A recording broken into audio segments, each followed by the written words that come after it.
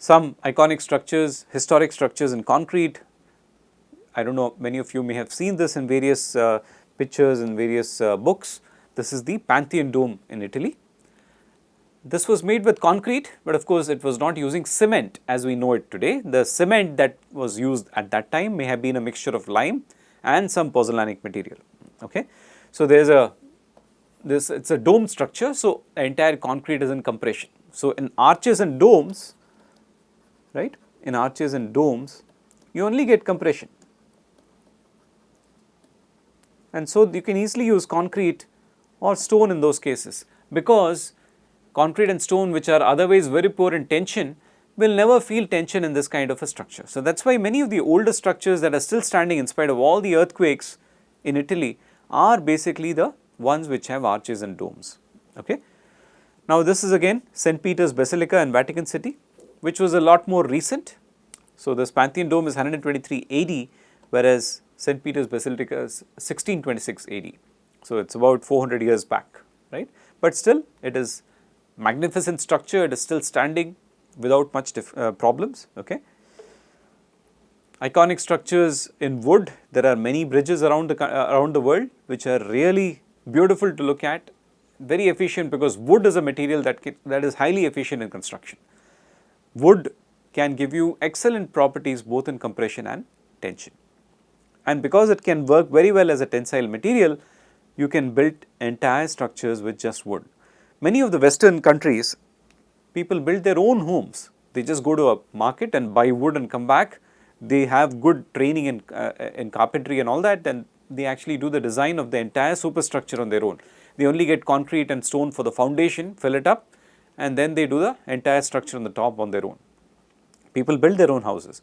That is because wood is such an easy material to build with. If you have understood the basics of carpentry and jointing, you can do a very good job with wood for construction. Only problem with wood is obviously moisture, fire resistance. Moisture can damage the wood and change its properties significantly. If you have not seasoned it well enough, it will start warping and changing its shape. Fire resistance is an obvious problem with wood, and of course biological growth. You will have easy biological growth, and also wood can give place to all these insects like termites, which will end up totally degrading the quality of the material. Masonry, of course, as I said, it is highly durable, it lasts for a very long time, right, and some very good examples are given here from different parts of the world. Some issues obviously include poor tensile stress, and masonry also can have biological growth, sometimes vegetation, right. In some old buildings which are made with brick or stone masonry, you may start seeing that not just algae, but full scale plants and shrubs are growing through these structures. That is because of the porosity and the kind of environment that is provided by the brick. Brick is essentially made with clay, right. Silica, alumina is in plenty. So, if you have the porosity and the water availability, plants can grow quite easily on masonry structures. So, this is a common problem. Biological growth is a common problem in masonry structures. Steel, many of our old railway bridges are completely made with steel, right. Many of the world's tallest skyscrapers are also made with steel. Of course, not the tallest one, I will come to that in just a minute. So, steel, excellent strength and ductility make it a very good material for construction. Ductility means steel has the capability of deforming significantly before it actually fails. In structures, we want to design structures that are durable and ductile.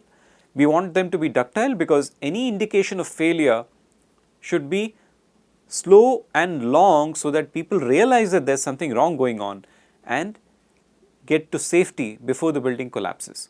If you build a structure which is brittle, it will collapse suddenly, and that will lead to loss of life. Okay. So, again, I do not have to ask you to guess what structure is being shown here. This is the iconic Howrah Bridge in Calcutta. Okay. One of the minuses obviously is the corrosion of the steel. So, steel is basically Fe with some carbon. It has to go back to its original state.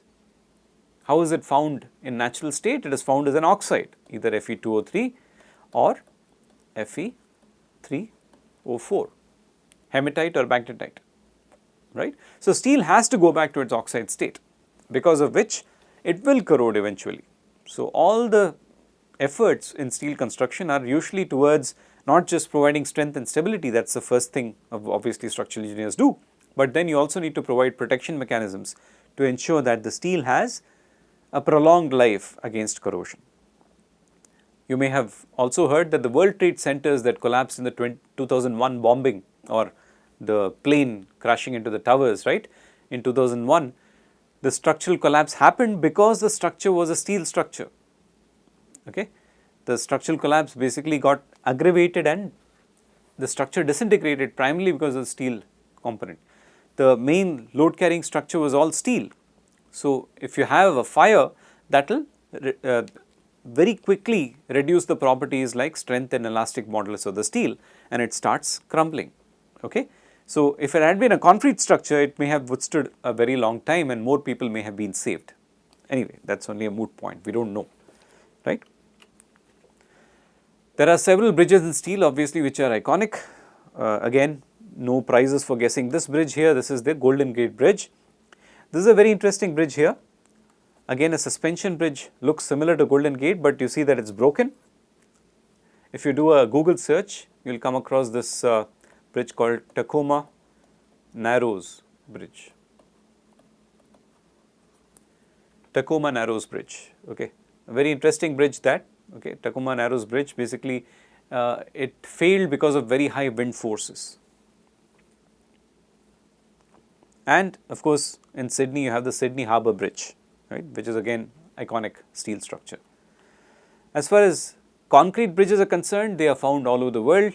This one, you may recognize this bridge from the movie Harry Potter, right. This was one of the scenes where the Hogwarts Express basically is going towards the Hogwarts school. It goes and crosses across this bridge. This is called the Glenfinland Viaduct in Scotland. And look at this very interesting footbridge in a very scenic location. This is all concrete bridges, okay. A concrete of course I mean reinforced concrete. These are not plain concrete, but these are reinforced concrete bridges. This is the very interesting bridge in Meghalaya, which is at a very high level, okay. Again, this is a Confederation Bridge in Canada, which goes across the sea for a long distance, right. Great Belt Link between Denmark and Sweden, basically connected with a reinforced concrete bridge. And again, one of the iconic structures of the modern construction era are the Millau Viaduct in France. There are several other examples like the Sunshine Skyway Bridge, which is shown here, and this Chesapeake Bay Bridge tunnel. This structure is partly a bridge and then becomes a tunnel and then comes out again as a bridge.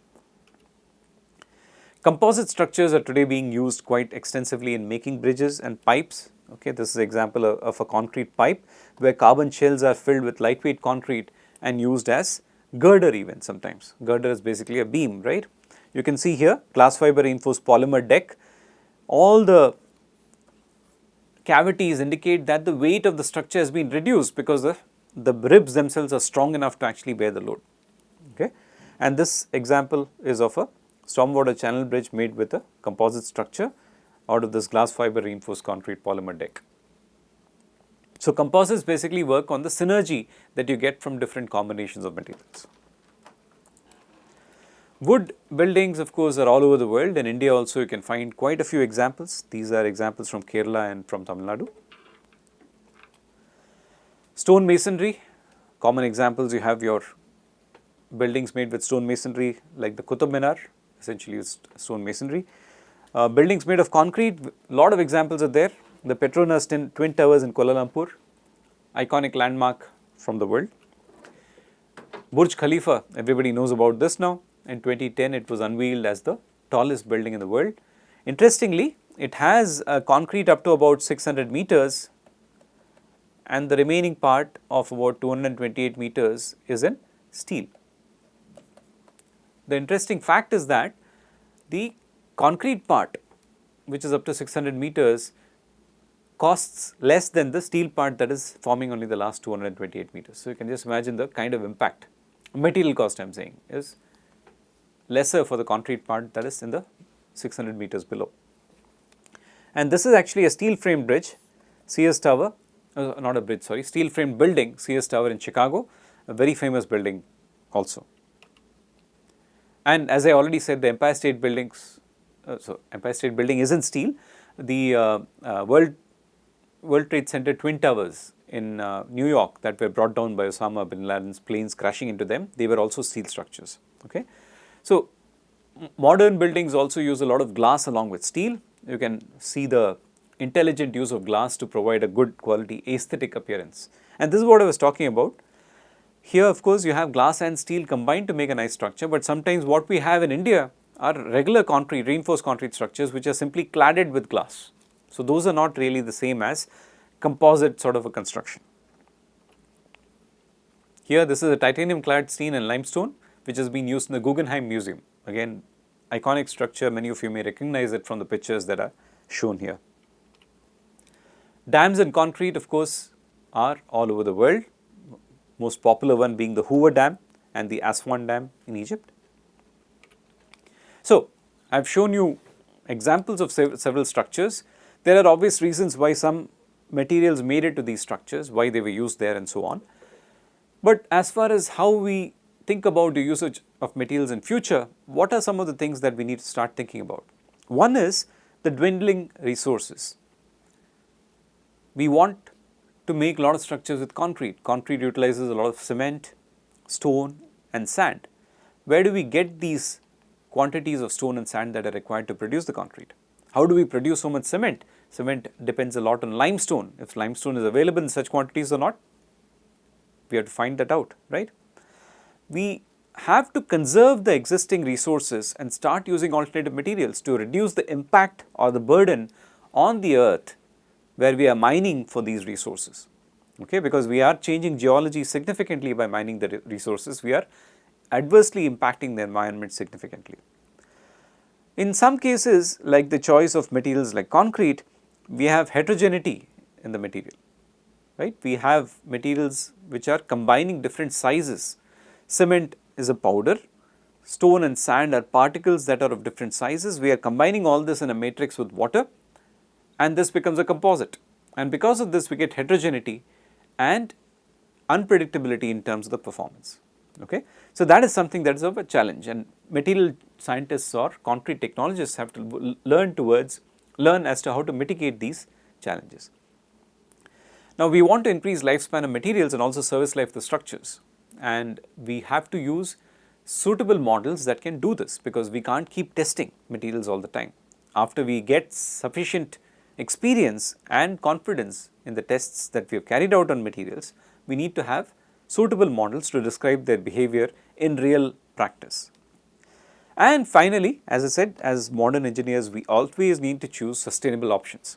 Many of you may have come across the term green rating for a building, right? So, if you look at some buildings, even outside they would have said, outside the building they would have said this is a LEED rated building. This is a gold rated building from LEED. LEED is an agency that certifies buildings for their sustainability impact. Okay? Now, very often there are a lot of components that go into making the sustainable option, and one of the components is the choice of a good quality material as well as material that is having a good benefit to cost ratio, not just in terms of economy but also in terms of the environmental impact.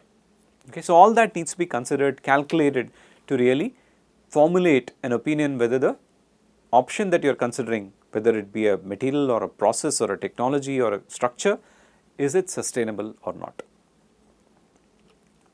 So, as future engineers, you may have to use some of these terms quite frequently. Carbon credits, this is a term that you come across quite often today, or carbon tax in some cases. So, carbon credits means a technology that evolves less carbon dioxide and less energy essentially gets carbon credits. The technology that is poor in terms of carbon dioxide emission will be taxed heavily. So, that is a carbon tax. Green rating I already talked about. Most buildings today have green ratings which they get from different certifying agencies. Essentially, this rating is dependent upon how the choice of materials and the technologies for construction have led to a low energy in the building as well as a low CO2 emission. If you do a Google search for net zero energy buildings, you will find a lot of very interesting examples. What is net zero energy building? That means a building that has consumed so much energy to be brought up and will consume so much energy during its life cycle. But at the same time, the same building is capable of producing an equivalent amount of energy over its entire life cycle. That means the usage and production of the energy sort of cancel out. So, that is a net zero energy building concept. The embodied energy, again a concept that you will come across very often today, basically talks about what amount of energy it took to actually bring the material to the current state in which it is servicing in a given structure. Life cycle assessment, again a common term you hear today. Life cycle assessment deals with assessing how over the entire life cycle of the material or the structure your impact will be on the environment, on the economy, on the society. So, as good engineers, you have to understand the true meaning of these terms. These are not just buzzwords that you use and nice you're putting in your resumes and so on. That's not the idea. The idea is to be good engineers, to make decisions that will impact the earth in a positive way. You have to understand the true meaning of these terms. Okay?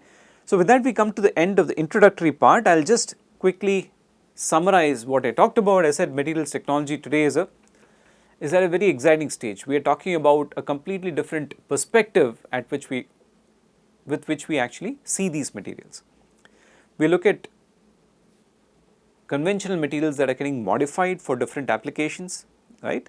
And with the advent of modern materials, we are able to now combine characteristics which previously were not achievable with conventional materials.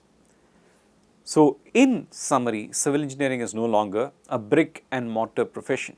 There are several challenges which are going to consume a lot of time of high quality engineers all over the world, and you should be one of them too, right? Okay, so with those words of an introduction, let me talk about what the learning objectives are in this particular course. So, this course is about construction materials. So, the first and foremost objective is obviously to understand the basic structure and properties of construction materials. We have to be able to also list and classify the different types of materials based upon their unique properties and applications. We will also look at construction methodologies with these materials, understand the construction methodologies with different materials. So, how do you actually build out of masonry? What kind of arrangements do you have for the blocks? How do you build with reinforced concrete? How do you build with pre-stressed concrete, and so on. Then understanding finally the impact of material properties on their long-term performance. How does the choice of a certain type of ingredient affect the way that the material will behave in the long term, and how will it affect the overall life of the structure? So, that is something also we will talk about in this course. Okay. So, just to give you the idea of course contents, so we have the next few lectures will be by Dr. Radhakrishna Pillai on structure and properties of materials. Then from my side, I will talk first about stone, brick and mortar, essentially masonry materials, and then I will talk about cement and concrete. This will be followed again by Dr. Pillai talking about steel, aluminum and copper, and I will then talk about polymers, plastics and composite materials. The last two segments, one is by Dr. Pillai on wood and glass, and then the final segment will be on pavement materials. Essentially, I will talk more about bituminous concrete, and I will also briefly touch upon the use of cement concrete for pavements. Okay. So, I hope that this course will be extremely useful to you. As I said, it builds the fundamental foundation on which you are going to be moving forward with the higher level courses in civil engineering. Thank you.